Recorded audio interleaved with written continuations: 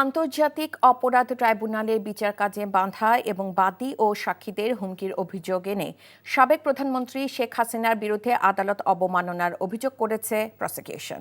শুনানি শেষে বিচারপতি গোলাম মর্তুজা মজুমদারের নেতৃত্বাধীন 3 সদস্যের ট্রাইব্যুনাল আগামী 15 মের মধ্যে শেখ হাসিনাকে সশরীরে অথবা আইনজীবীর মাধ্যমে ব্যাখ্যা দিতে নির্দেশ দেন। রিপোর্টে আরও জানাচ্ছেন হাসান জাবেদ।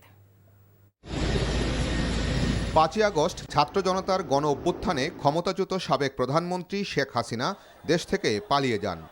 এরপর বিভিন্ন মাধ্যমে ভারত থেকে দেশে থাকা নেতাকর্মীদের নির্দেশনা ও পরামর্শ দিয়ে যাচ্ছেন। এমনই একটি অডিও কথোপকথন সামাজিক যোগাযোগ মাধ্যমে ছড়িয়ে পড়ে। সেখানে শেখ হাসিনা বলেছেন 227 জনকে হত্যার লাইসেন্স তিনি পেয়ে গেছেন। সেই কথোপকথন যে তা ফরেনসিক রিপোর্টেও প্রমাণিত হয়।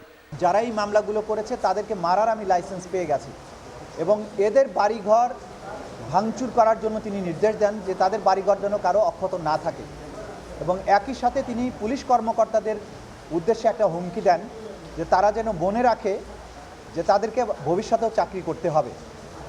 এই কথোপকথনের মাধ্যমে এইটা তদন্ত সংস্থার কাছে সুস্পষ্ট হয়েছে। সেই অডিও ক্লিপের বক্তব্য তুলে ধরে ট্রাইব্যুনালে আদালত অবমাননার অভিযোগ আনে প্রসিকিউশন।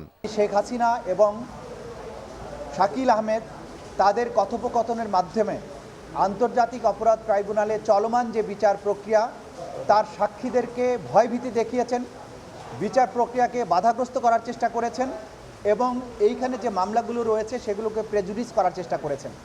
আগামী 15 মে অথবা তার পূর্বে তাদেরকে সশরীরে অথবা আইনজীবীর মাধ্যমে আদালতে তাদের এই কনভারসেশনের ব্যাপারে তাদের যে কন্ডাক্ট সেগুলো ব্যাখ্যা দেওয়ার জন্য আদালত নির্দেশ দিয়েছেন। এদিকে মে মাসে ট্রাইব্যুনালে শেখ হাসিনার বিচার শুরু হবে। আল জাজিরাকে দেয়া প্রধান উপদেষ্টার এমন সাক্ষাৎকারের বিষয়ে চিফ প্রসিকিউটর বলেন, আইন অনুযায়ী কাজ চলছে, যত দ্রুত সম্ভব তদন্ত প্রতিবেদন জমা দেয়া হবে। বাইরে মাননীয় প্রধান উপদেষ্টা বা অন্যান্য উপদেষ্টারা যা বলছেন সেটা তাদের রাষ্ট্রীয় দৃষ্টিভঙ্গি থেকে তারা বলছেন। তদন্ত সংস্থা প্রসিকিউশন স্বাধীন এবং নিরপেক্ষভাবে তদন্ত করছে।